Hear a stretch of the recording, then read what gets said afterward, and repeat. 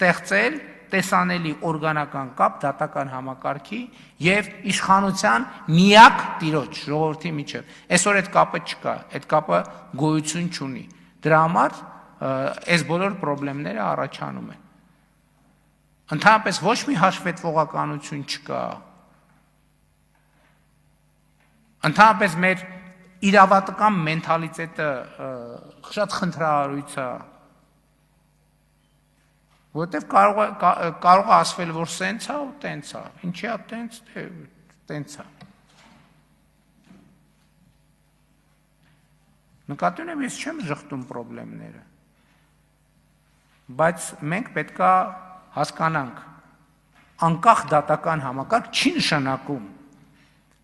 ժողովրդից անկախ դատական, ընդհակառակը նշանակում է մնացած բոլորից անկախ, բայց ժողովրդի իշխանությամբ գործող, ոչ թե ժողովրդի կամքով գործող, ես ուզում եմ ես էլ տարբերակենք, այլ ժողովրդի իշխանությամբ գործող, ժողովրդի մանդատով գործող։ Արձագանք։ Մենք խորհրդարանում եւս այդ խնդրին հաճախ բախվում ենք օրգանական կապի տեսանկյունից, որովհետև դրա ձևական կողմն ամենակապահովված գործող իրավակարգավորումներով։ Մենք այստեղ սահմանադրական դատարանի դատավորներ ենք ընտրում, ԲԴԽ-ի անդամների կեսին, Վճռաբեկ դատարանի դատավորներին, բայց շատ ֆորմալ է դա, հետո երբ որ հարցեր ենք ուղղում դատավորներին կամ Բարշակույն դատական խորհրդի անդամներին, անընդհատ այդ բանն ենք բախվում, մենք հաշվետու չենք ազգային ժողովի առաջ եւ այդ հարցերը մնում են օդում։ Ուստի համաձայն եմ, որ նոր սահմանադրությունը պիտի լուծի այդ հարցը։ Սամ ես էլ եմ ասում, չի կարող ժողովրդից անկախ իշխանություն լինել։ Պատկերացրեք ազգային ժողովը ասի, դե մենք անկախ իշխանություն կամ կառավարությունը չի կարող ժողովրդից անկախ իշխանություն, որովհետև իշխանությունը պատկանում է պետությունն է նա, որ իշխանությունը պատկանում է ժողովրդին։ Եվ այս օրգանական կապերը իմիջիայլոց ասեմ, Հայաստանի առաքելական Սուրբ եկեղեցու հետ կապված է մենք տենց խնդրեմ ունենք։ Որովհետև ժողովական կառավարում ընդհանրապես չկա, եկեղեցին համայնքն է, հարգելի գործընկերներ։ Եկեղեցին համայնքն է։ Ոնց հոգևոր համայնքը, հոգևոր հոտը իրավունք չունենա, որոշումների վրա ազդել, ով է իր թեմի առաջնորդը, ով է իր քահանան, եւ այլն եւ այսպես շարունակ։ Ընդհանրապես մեր եկեղեցին էլ ոչ թե մեր եկեղեցին, այսօրվա եկեղեցական վերնախավը ոչ մի կապ չունի ժողովրդի հետ, ոչ մի հաշվետվողականություն չունի ժողովրդի հետ։ Դրա համար էլ մենք բանը ու ես դա նորմալ եմ համարում։ Ես նորմալ եմ համարում, ես չեմ փոխում դրանից։ Ասենք մի հատ նոր, եթե ժամացույց ես կապում, պետք է 3 տարի բացատրես այդ ժամացույցը որտեղից ես կապում, եւ դա նորմալ է, եւ դա մենք ենք այդ համակարգը ստեղծել։ Կոռուպցիայի կանխարգելման հանձնաժողով, հայտարարագրում, չգիտեմ, այլ մեխանիզմներ, ESN, ՀԿ-ների գնումների, մամուլի ազատություն, մեր օրոքա Հայաստանը խոսքի եւ մամուլի ազատության ռեյտինգներում աշխարհում առաջատար դեր բանանում։ Բայց չհասկացա, հոգևորականը Bentley ունենա, 3 հատ կնիկ ունենա, 1000 ներողություն ես բառի համար, այդ իրանց ընկալումն է։ Ասենք 4 հատ սիրուհի ունենա, ամեն բանում երկրում մի հատ երեխա ունենա, չգիտեմ ոսկեղեններ ունենա, ինչ ասես ունենա, ու ոչ մեկին հաշվետվություն չտա, խելագար եք դուք։ Ասենք դուք ում եք ներկայացնում, դուք Հիսուս Քրիստոսին, հələ մի հատ մեզ են ասում, ներ։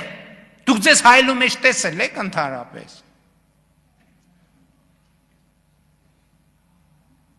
Եվ սա այս խնդիրները պետք է լուծվեն, Հայաստանը չի կարող զարգանալ առանց այս խնդիրների լուծման։ Մամուլում հայտնվում է, որ կաթողիկոսի աղբերը KGB-ի գործակալը, ոչ մի բան, ով է հարց տալիս։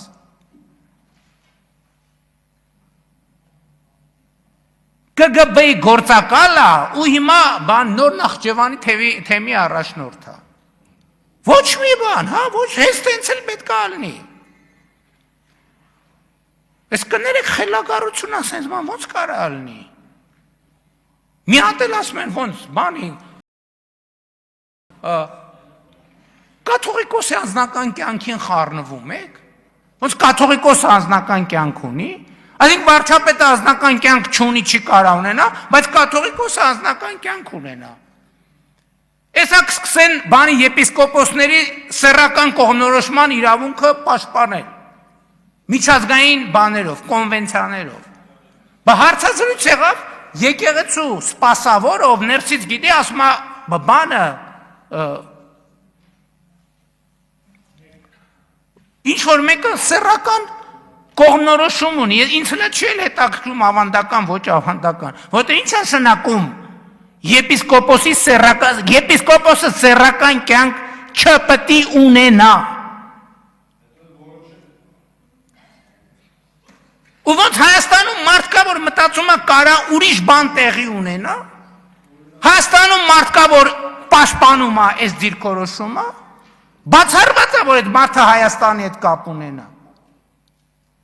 Ինքը ուրեմն բանն է, այդ բանի եզրասի, այդ բանի գործակալական ցանցի անդամ է, ուղիղ կամ անուղղակի։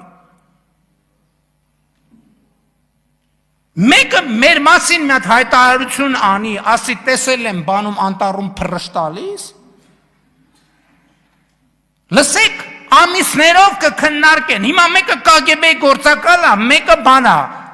Քահանաների հետևից հանգնում ձեռներակցում լռություն կատարյալ։ Լսեք, սա այլասերվածության կատարյալ աստիճանն է, այլասերվածության։ Ու սրա մասին մենք պետք է լռենք։ Կաթողիկոս կոչվածը Գարեգինը աղջիկ ունի, թե չունի։ Ունի, թե չունի։ Այս հարցին պատասխանել է այդ մարդը։ Ախպերը, որ KGB-ի գործակալ է, որևէ բացատրություն տվել է։ KGB-ի գործակալը մեծ հայրենասիրություն բացատրողն է, մեր ազգային ինքնությունը մեծ բացատրողն է։